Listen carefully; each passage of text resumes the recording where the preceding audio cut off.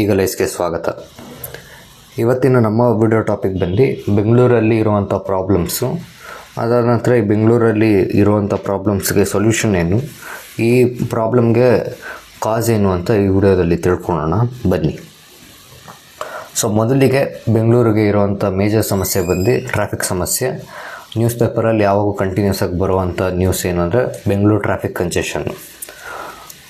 So ಬೆಂಗಳೂರಲ್ಲಿ ಒಟ್ಟು 4 ಭಾಗ ಇದೆ: Bengaluru north, Bengaluru west, Bengaluru south, Bengaluru is to. So Bengaluru is to 2 ವಿಚಾರಕ್ಕೆ ತುಂಬ ಫೇಮಸ್ಸು. ಒಂದು ಟ್ರಾಫಿಕ್ಗೆ, ಎರಡನೇದು IT-BT ಅಪ್ಸ್ಗೆ. ಸೊ ಇಡೀ ಏಷ್ಯಾದಲ್ಲೇ ಇರುವಂಥ ಟಾಪ್ ಕಂಪ್ನೀಸ್ ಇರ್ಬೋದು, ಅದರ ನಂತರ ಸಿಲಿಕಾನ್ ವ್ಯಾಲಿ ಆಫ್ ಏಷ್ಯಾ ಅಂತ ಏನು ಬೆಂಗಳೂರಿಗೆ ಹೆಸರು ಬಂದಿದೆ, ಅದು ಬೆಂಗಳೂರು ಈಸ್ಟಿಂದಾನೆ. ಎಂತಕ್ಕಂದರೆ ಎಲ್ಲ ಮೇಜರ್ IT ಅಪ್ಸ್ ಇರ್ಬೋದು, ಅದಾದ ನಂತರ ಇನ್ಫಾರ್ಮೇಷನ್ ಟೆಕ್ನಾಲಜಿ ಹಬ್ಸ್ ಎಲ್ಲ ಈ ಬೆಂಗಳೂರು ಈಸ್ಟ್ ರೀಜನಲ್ಲೇ ಇದೆ. ಅದಾದ ನಂತರ ಟ್ರಾಫಿಕ್ಕು. ಏನಕ್ಕೆ ಈ ರೀಜನಲ್ಲಿ ಟ್ರಾಫಿಕ್ ಇದೆ ಅಂತಂದರೆ, ಒಂದು ಸಿಟಿನ ಕರೆಕ್ಟಾಗಿ ಪ್ಲ್ಯಾನ್ ಮಾಡಲಿಲ್ಲ ಬೆಂಗಳೂರು ಈಸ್ಟಲ್ಲಿ. ಸೊ ಬೆಂಗಳೂರು ಈಸ್ಟಲ್ಲಿ ಯಾವಾಗ 2000s ಆದಮೇಲೆ IT ಬೂಮ್ ಆಯ್ತಲ್ಲ, ಆಗಿಂದ ಕರೆಕ್ಟಾಗಿ ಸಿಟಿನ ಸರ್ಕಾರ ಆಗಲಿ ಅಥವಾ ಬೇರೆ ಪ್ರೈವೇಟ್ ಪ್ಲೇಯರ್ಸ್ ಆಗಲಿ ಯಾರೂ ಕರೆಕ್ಟಾಗಿ ಪ್ಲ್ಯಾನ್ ಮಾಡಲಿಲ್ಲ ಸಿಟೀಸ್ನ. ಸೊ ಒಂದಷ್ಟು ಮೇಜರ್ ಬಾಟಲ್ ನೆಕ್ಸ್ನ ಬಿಟ್ಟರು. ಸೊ ಆದ ಕಾರಣದಿಂದ ಇವತ್ತೇನು ಇಲ್ಲಿ ಟ್ರಾಫಿಕ್ ಸಮಸ್ಯೆ ಇದೆ. ಹಂಗಂತ ನೀವು ಬೆಂಗಳೂರು ಸೌತ್ ಇರ್ಬೋದು, ನಾರ್ತ್ ಇರ್ಬೋದು, ವೆಸ್ಟ್ ಇರ್ಬೋದು, ಅಲ್ಲಿ ಟ್ರಾಫಿಕ್ ಇಲ್ವಾ? ಅಲ್ಲಿಲ್ಲ. ಎಂತಕ್ಕಂದರೆ ಇವಾಗ ಬೆಂಗಳೂರು ವೆಸ್ಟಿಂದ ಎಕ್ಸಾಂಪಲ್ ತೊಗೊಂಡ್ರೆ, ನಿಮಗೆ BDA ಅವರು ವಿಶ್ವೇಶ್ವರ ಲೇಔಟ್ ಮಾಡಿದ್ದಾರೆ. ಸೊ ಆ ಲೇಔಟಲ್ಲಿ ನೀವು ಟ್ರಾಫಿಕ್ ಕಂಜೆಷನ್ ಆಗೋದೇ ಇಲ್ಲ. ಎಂತಕ್ಕಂದರೆ ಒಂದಲ್ಲ ಅಂದರೆ ಇನ್ನೊಂದು ರೋಡ್ ಇರುತ್ತೆ. ಅದಾದ ನಂತರ ಗ್ರಿಡ್ ಪ್ಲ್ಯಾನಿಂಗ್ ಸಿಸ್ಟಮ್ ಬಳಸಿದ್ದಾರೆ. ಅದಾದ ನಂತರ ಮೇಜರ್ ರೋಡ್ಸು, ದೊಡ್ಡ ರೋಡ್ ಬಿಟ್ಟಿದ್ದಾರೆ. ಆದ ಕಾರಣದಿಂದ ಬೆಂಗಳೂರು ವೆಸ್ಟಲ್ಲಿ ಆ ರೀತಿಯಾದ ಟ್ರಾಫಿಕ್ ಇರೋದಿಲ್ಲ. ಅದಾದ ನಂತರ ಇಲ್ಲಿ ಯಾವುದೇ IT ಅಪ್ಸು ಆ ಥರ ಏನೂ ಇಲ್ಲ. ಇಲ್ಲೇನು ಬರೀ ರೆಸಿಡೆನ್ಷಿಯಲ್ ಝೋನ್ಸೇ ಇದೆ. ಬೆಂಗಳೂರು ವೆಸ್ಟ್ ಇರ್ಬೋದು, ಬೆಂಗಳೂರು ಸೌತ್ ಇರ್ಬೋದು. ಸೊ ಇಲ್ಲಿ ಅನ್ಸೈಂಟಿಫಿಕ್ ಸಿಟಿ ಪ್ಲ್ಯಾನಿಂಗಿಂದ ಈ ಟ್ರಾಫಿಕ್ಗೆ ಮೊದಲನೇ ಕಾರಣ. ಎರಡನೇ ಕಾರಣ ಬಂದು ಏನಂದರೆ, ಬೆಂಗಳೂರು ಸೌತ್ ಮತ್ತು ಈ ವೆಸ್ಟಲ್ಲಿ ನಿಮಗೊಂದು ಮೇಜರ್ ರಿಂಗ್ ರೋಡ್ ಕಾಣಿಸುತ್ತೆ. ಅದು ಬಂದು ನೈಸ್ ರಿಂಗ್ ರೋಡು. ಸೊ ಈ ನೈಸ್ ರಿಂಗ್ ರೋಡ್ ಇರೋದ್ರಿಂದ ಬೆಂಗಳೂರು ಸಿಟಿ ಒಳಗೆ ಯಾವ ಗಾಡಿ ಬರಲ್ಲ. ಅದಾದ ನಂತರ ಯಾವುದೇ ಗೂಡ್ಸ್ ಗಾಡಿ ಇರುತ್ತಲ್ಲ, ಅದೆಲ್ಲ ಈ ನೈಸ್ ರೋಡ್ ಮುಖಾಂತರ ತನ್ನ ಬೇರೆ ಹೈವೇಸು, ತನ್ನ ಬೇರೆ ಡೆಸ್ಟಿನೇಷನ್ಸ್ಗೆ ಹೊರಟೋಗುತ್ತೆ. ಆದರೆ ಬೆಂಗಳೂರು ಈಸ್ಟಲ್ಲಿ ನಿಮ್ಗೆ ಆ ರಿಂಗ್ ರೋಡ್ ಮಿಸ್ಸಿಂಗ್ ಇದೆ. ಸೊ ನಿಮಗಿರೋವಂಥ ಏನು ಔಟರ್ ರಿಂಗ್ ರೋಡ್ ಏನಿದೆ ಅದೇ ಬಳಸಬೇಕು ಎಲ್ಲ ಗಾಡಿಗಳು. ಆದ ಕಾರಣದಿಂದ ನೀವು ನೋಡ್ಬೋದು ಇಲ್ಲಿ ರೆಡ್ಡು, ಯೆಲ್ಲೋ, ಆರೆಂಜ್ ಈ ರೀತಿಯಾದ ಟ್ರಾಫಿಕ್ ಕಂಜೆಷನ್ ಇಲ್ಲಿ ಕಾಣಿಸ್ತಾ ಇದೆ ಮ್ಯಾಪಲ್ಲಿ.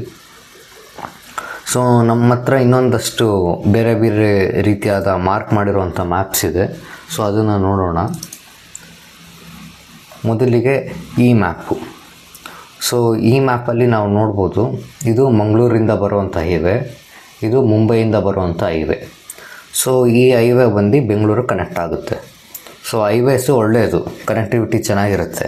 ಆದರೆ ಬೆಂಗಳೂರಿಗೆ ಇದೇ ಒಂಥರ ಶಾಪವಾಗಿದೆ. ಎಂತಕ್ಕಂದರೆ ಸಿಟಿ ಒಳಗೆ ಈ ಹೈವೇಸು ಎಂಟ್ರ್ ಆದಂಗೆ ರೋಡ್ಸ್ ಚಿಕ್ಕದಾಗ್ತಾ ಹೋಗುತ್ತೆ, ಟ್ರಾಫಿಕ್ ಜಾಸ್ತಿ ಆಗ್ತಾ ಹೋಗುತ್ತೆ. ಅದ ನಂತರ ಸಿಟಿಯ ಒಳಗೆ ಓಡಾಡುವಂಥ ಕಮ್ಯೂಟರ್ಸ್ಗೆ ಇದು ದೊಡ್ಡ ಪ್ರಾಬ್ಲಮ್ ಆಗುತ್ತೆ. ಸೊ ಆದ ಕಾರಣದಿಂದ ಇದು ನೋಡ್ಬೋದು, ನೆಲಮಂಗಲದಿಂದ ನಿಮಗೆ ಯಶವಂತಪುರದ ತನಕ ಟ್ರಾಫಿಕ್ ಕಂಜೆಷನ್ ಇರುತ್ತೆ ಈ ತುಮಕೂರು ರೋಡಲ್ಲಿ. ಎಂತಕ್ಕಂದರೆ 2 ಮೇಜರ್ ಹೈವೇಸ್ ಬಂದು ಒಂದು ರೋಡಲ್ಲಿ ಕಂಜೆಷನ್ಗೆ ಕಾರಣ ಆಗುತ್ತೆ.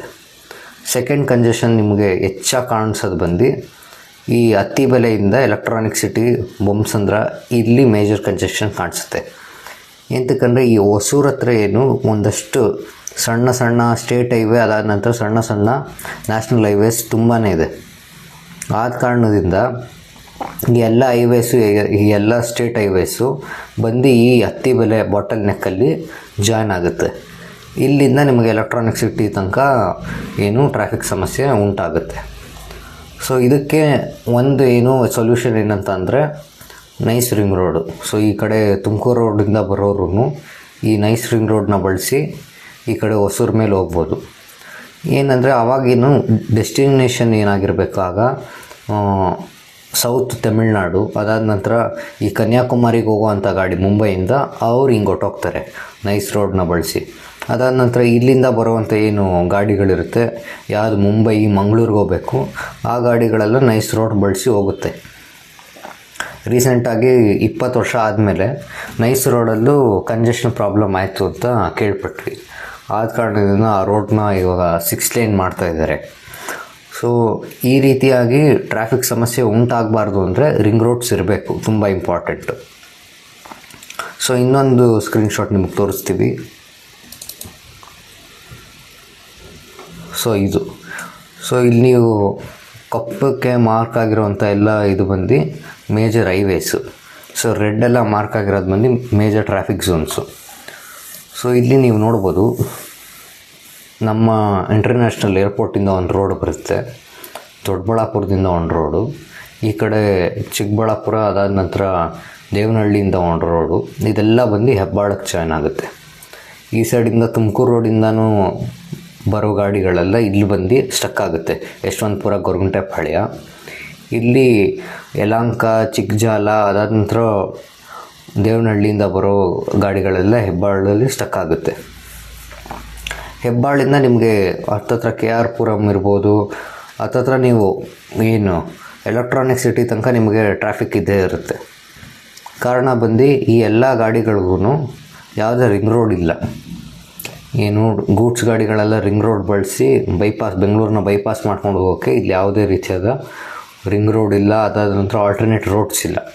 ಸೊ ಆ ಗಾಡಿಗಳು ಡೆಸ್ಟಿನೇಷನ್ ಬೆಂಗಳೂರಿಗೆ ಬರೋಕ್ಕೆ ಇಷ್ಟ ಇಲ್ಲ ಅಂದ್ರೂ, ಅವ್ರ ಡೆಸ್ಟಿನೇಷನ್ ಬೆಂಗಳೂರು ಅಲ್ಲ ಅಂದ್ರೂ ಅವ್ರು ಬೆಂಗಳೂರು ಸಿಟಿ ಒಳಗೆ ಬರಬೇಕು, ಟ್ರಾಫಿಕ್ನ ಕ್ರಿಯೇಟ್ ಮಾಡಬೇಕು, ಅವರು ಆ ಟ್ರಾಫಿಕ್ಕಲ್ಲಿರಬೇಕು, ಆ ಟ್ರಾಫಿಕ್ನ ನೋಡ್ಕೊಂಡು ಆಚೆ ಹೋಗ್ಬೇಕು ಬೆಂಗಳೂರು ಸಿಟಿಯಿಂದ.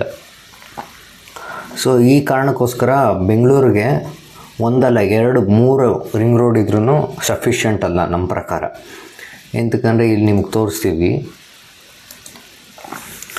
ಇದು total number of national highways mark ಮಾಡಿರೋದು.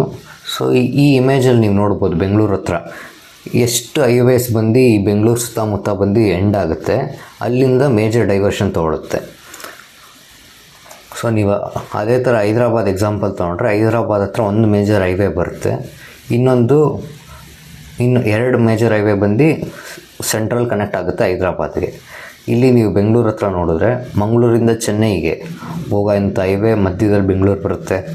ಅದಾದ ನಂತರ ಮುಂಬೈಯಿಂದ ಚೆನ್ನೈಗೆ ಹೋಗೋರು ಈ ಹೈವೇ ಬಳಸಿ ಬೆಂಗಳೂರಿಂದ ಇಲ್ಲೊಂದು ಡೈವರ್ಷನ್ ತೊಗೊಂಡು ಚೆನ್ನೈಗೆ ಹೋಗ್ತಾರೆ. ಅದಾದ ನಂತರ ಇಡೀ ದೇಶ ಕನೆಕ್ಟ್ ಮಾಡೋ ಶ್ರೀನಗರದಿಂದ ಕನ್ಯಾಕುಮಾರಿವರೆಗೂ ಕನೆಕ್ಟ್ ಮಾಡೋ NH44 ಅದು ಬೆಂಗಳೂರು ಮೇಲೆ ಹೋಗುತ್ತೆ. ಅದಾದ ನಂತರ ಸುಮಾರು NH48 ಇರ್ಬೋದು, NH44 ಇರ್ಬೋದು, ಈ ಥರ ಎಷ್ಟೊಂದು ಹೈವೇಸು ಬೆಂಗಳೂರು ಸುತ್ತಮುತ್ತ ಬಂದು ಎಂಡಾಗಿ ಅಲ್ಲಿಂದ ಒಂದು ಡೈವರ್ಷನ್ ತೊಗೊಳುತ್ತೆ. ಆದ ಕಾರಣದಿಂದ ನಾವು ಹೇಳೋದೇನೆಂದರೆ ರಿಂಗ್ ರೋಡ್ಸ್ ತುಂಬ ಇಂಪಾರ್ಟೆಂಟು. ಸೊ ನಮಗೆ ಯಾವುದೇ ಸರ್ಕಾರ ಬಂದ್ರೂ ರಿಂಗ್ ರೋಡ್ಸ್ ಪ್ರಾಪರಾಗಿ ಪ್ಲ್ಯಾನ್ ಮಾಡಿಲ್ದಿರೋ ಕಾರಣದಿಂದನೇ ನಮಗೆ ಈ ಟ್ರಾಫಿಕ್ ಸಮಸ್ಯೆ ನೋಡ್ತಾ ಇರೋದು. ಸೊ ಇನ್ನೊಂದು ಎಲ್ಲ ಹೈವೇಸು ಎಲ್ಲ ಟ್ರಾಫಿಕ್ ಝೋನ್ಸ್ನು ಕಂಬೈನ್ ಮಾಡಿದಾಗ ನಿಮಗೆ ಈ ಚಿತ್ರಣ ಕಾಣಿಸುತ್ತೆ ಬೆಂಗಳೂರು ಸಿಟಿದು. ಸೊ ಇದು total number of highways Bengaluru ಸುತ್ತಮುತ್ತ ಇರೋದು. ಅದಾದ ನಂತರ ಟ್ರಾಫಿಕ್ ಝೋನ್ಸ್ ಎಲ್ಲ ಈಸ್ಟ್ ಸೈಡೇ ಇದೆ. ಈ ಬೆಂಗಳೂರು ನಾರ್ತ್ ಅಥವಾ ನಾರ್ತ್ ವೆಸ್ಟಲ್ಲಿರೋ ಟ್ರಾಫಿಕ್ ಏನಿದೆ ಅದೆಲ್ಲ ಯಾವ ಸೈಡ್ ಹೋಗೋಕ್ಕೆ ಬರುತ್ತೆ ಅಂದರೆ ಈ ಗಾಡಿಗಳು ಈ ಸೈಡಿಂದ ಒಂದು ಚೆನ್ನೈಗೆ ಹೋಗೋಕ್ಕೆ, ಇಲ್ಲಾಂದರೆ ವಿಶಾಖಪಟ್ಟಣಮ್ಗೆ ಹೋಗೋಕ್ಕೆ ಈ ಗಾಡಿಗಳು ಬೆಂಗಳೂರು ಒಳಗೆ ಬರುತ್ತೆ. ಇಲ್ಲಾಂದರೆ ಬೆಂಗಳೂರು ಸೌತ್ ಇಂಡಿಯಾಗೆ ಹೋಗಬೇಕು ಅಂದರೆ ನೈಸ್ ರೋಡ್ ಬಳಸ್ಕೊಂಡು ಹೊಟ್ಟೋಗ್ತಾರೆ. ಸೊ ಇದೇನು ಅಂಥ ಮೇಜರ್ ಏನು ಗೊರಗುಂಟೆಪಾಳ್ಯ ಇರ್ಬೋದು, ಯಶವಂತಪುರ ಆಗಿರ್ಬೋದು, ಅದಂಥ ಮೇಜರ್ ಟ್ರಾಫಿಕ್ ಝೋನ್ ಏನಲ್ಲ. ಈ ಟ್ರಾಫಿಕ್ ಸಮಸ್ಯೆನ ಕಮ್ಮಿ ಮಾಡಬೇಕು ಅಂದರೆ ರಿಂಗ್ ರೋಡ್ ಬೇಕು. ರಿಂಗ್ ರೋಡ್ ಪ್ಲ್ಯಾನ್ ಮಾಡಿರೋಂಥ ರಿಂಗ್ ರೋಡ್ಸ್ ಬೆಂಗಳೂರು ಸಿಟಿಗೆ ಒಟ್ಟು 3. ಮೊದಲಿಗೆ ಪೆರಿಫೆರಲ್ ರಿಂಗ್ ರೋಡು, ಇದು ನೈಸ್ ರೋಡ್ ಜೊತೆ ಮುಂಚೆ ಕನೆಕ್ಟ್ ಮಾಡ್ತೀವಿ ಅಂತ ಅಂದರು. ಈಗ ನೈಸ್ ರೋಡ್ಗಿಂತ ಇದು ಸಪ್ರೇಟಾಗಿ ಇನ್ನೊಂದು ಪ್ಯಾರಲಲ್ ಪೆರಿಫೆರಲ್ ರಿಂಗ್ ರೋಡ್ ಆಗುತ್ತೆ ಅಂತ ಈಗ ಹೇಳ್ತಾ ಇದ್ದಾರೆ. ಅದಾದ ನಂತರ ಇಂಟರ್ಮೀಡಿಯೇಟ್ ರಿಂಗ್ ರೋಡ್ ಒಂದು ಮಾಡ್ತೀವಿ ಅಂತ ಅಂದಿದ್ರು. ಸೊ ಇದು ಆಗೋದ್ರಿಂದ ಏನಾಗುತ್ತೆ ಅಂದರೆ ಗೂಡ್ಸ್ ಗಾಡಿಗಳೆಲ್ಲ ಬೆಂಗಳೂರು ಸಿಟಿ ಒಳಗೆ ಬರೋದೇ ಇಲ್ಲ.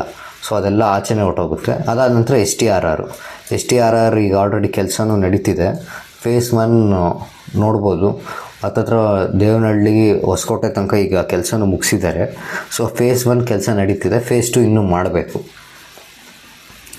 ಸೊ ರಿಂಗ್ ರೋಡ್ಸು ಟ್ರಾಫಿಕ್ನ ಕಮ್ಮಿ ಮಾಡೋದಕ್ಕೆ, ಬೆಂಗಳೂರು ಟ್ರಾಫಿಕ್ ಕಮ್ಮಿ ಮಾಡೋದಕ್ಕೆ one of the major solution. So ಇನ್ನೆರಡನೇ ಸೊಲ್ಯೂಷನ್ ಬಂದು ಮೆಟ್ರೋನ ಎಕ್ಸ್ಪ್ಯಾಂಡ್ ಮಾಡಬೇಕು. ಈಗ ಬೆಂಗಳೂರಲ್ಲಿ ಒಟ್ಟು 2 ಮೆಟ್ರೋ ಲೈನ್ ಇದೆ, ಒಂದು ಪರ್ಪಲ್ಲು, ಇನ್ನೊಂದು ಗ್ರೀನು. ಸೊ ಹೆಚ್ಚು ಮೆಟ್ರೋ ಬರೋದ್ರಿಂದ ಸಿಟಿ ಒಳಗೆ ಕಮ್ಯೂಟ್ ಮಾಡೋದಕ್ಕೆ ಜನರಿಗೆ ಸುಲಭ ಆಗುತ್ತೆ. ಅದಾದ ನಂತರ ಗಾಡಿಗಳು ಓಡಾಡೋದು ಕಮ್ಮಿ ಆಗುತ್ತೆ ಬೆಂಗಳೂರು ಸಿಟಿ ಒಳಗೆ.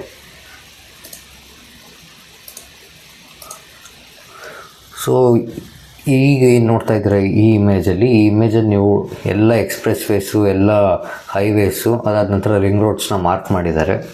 So proposed peripheral ring road ಇದು ಈಗ. ಸೊ ಇದು ನೈಸ್ ರೋಡ್ ಆಯಿತು ಅಂದರೆ ನೈಸ್ ರೋಡ್ ಪ್ಯಾರಲಲ್ ಆಗಿ ಪೆರಿಫೆರಲ್ ರಿಂಗ್ ರೋಡ್ ಬರುತ್ತೆ ಅಂತ ಹೇಳ್ತಾ ಇದ್ದಾರೆ. ಇದು ನೀವು ಹೊಸಕೋಟೆ ಟೌನ್ ರಿಂಗ್ ರೋಡು ಇಲ್ಲಿ ಮಾರ್ಕ್ ಮಾಡಿರೋವಂಥದ್ದು.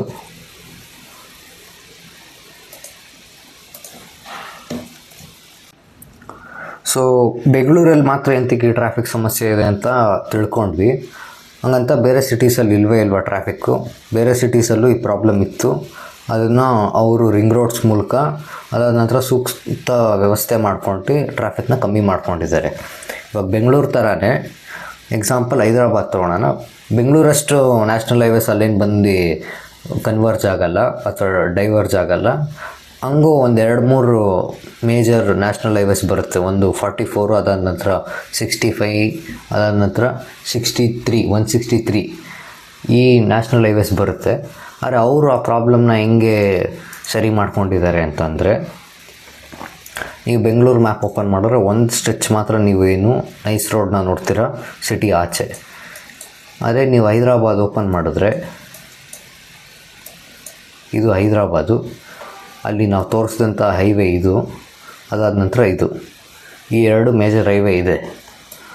ಅದಾದ ನಂತರ ಇಲ್ಲಿ ನೋಡ್ಬೋದು ಎಷ್ಟು ದೊಡ್ಡದಾದಂಥ ರಿಂಗ್ ರೋಡು. ಸೊ ನೀವು ಬೆಂಗಳೂರು ಹತ್ರ ನೀವು ಇದೇ ರೀತಿಯಾಗಿ ನೀವು ಓಪನ್ ಮಾಡಿದ್ರೆ ಬೆಂಗಳೂರು ಮ್ಯಾಪ್ನ, ನಿಮಗೆ ಕಾಣಿಸೋದು ನೈಸ್ ರೋಡು. ಅಲ್ಲೂ ಆಲ್ಮೋಸ್ಟ್ ಸಿಟಿ ಬೆಳೆದುಬಿಟ್ಟಿದೆ. ಸೊ ಸಿಟಿ ಆಚೆ ಒಂದು ಔಟರ್ ರಿಂಗ್ ರೋಡ್ ಅಥವಾ ಪೆರಿಫೆರಲ್ ರಿಂಗ್ ರೋಡ್ ಅವಶ್ಯಕತೆ ತುಂಬ ಇದೆ.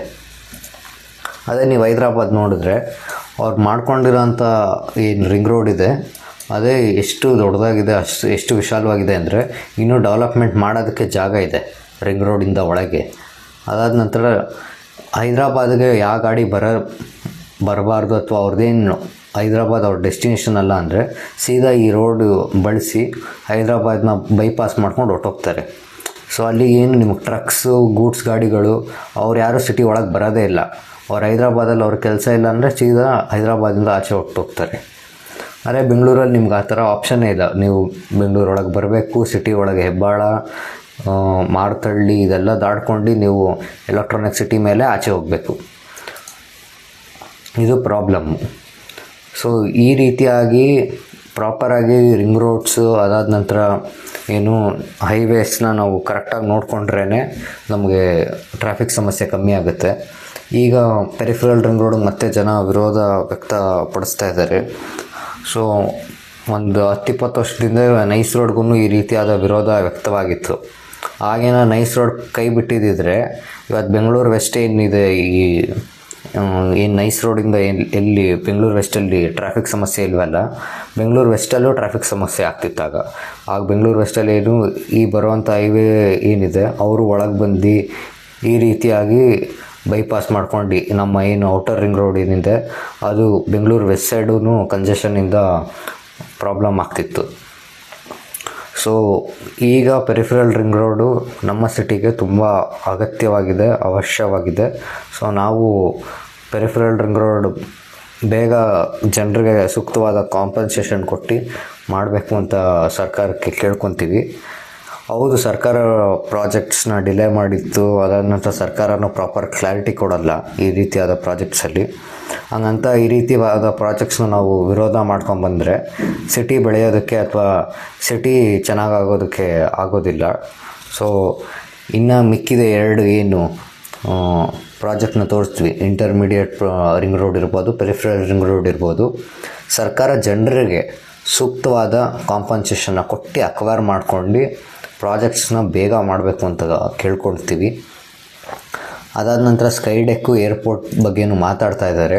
ಸೊ ಅದ್ರ ಬಗ್ಗೆ ಇನ್ ಡೀಟೇಲ್ ಆಗಿ ಇವತ್ತು ಇಲ್ಲ ನಾಳೆ ಇನ್ನೊಂದು ವಿಡಿಯೋನ ಹಾಕ್ತೀವಿ. ಸೊ ಇದು ಇವತ್ತಿನ ವಿಡಿಯೋ. ಮುಂದಿನ ವಿಡಿಯೋದಲ್ಲಿ ಸಿಗೋಣ.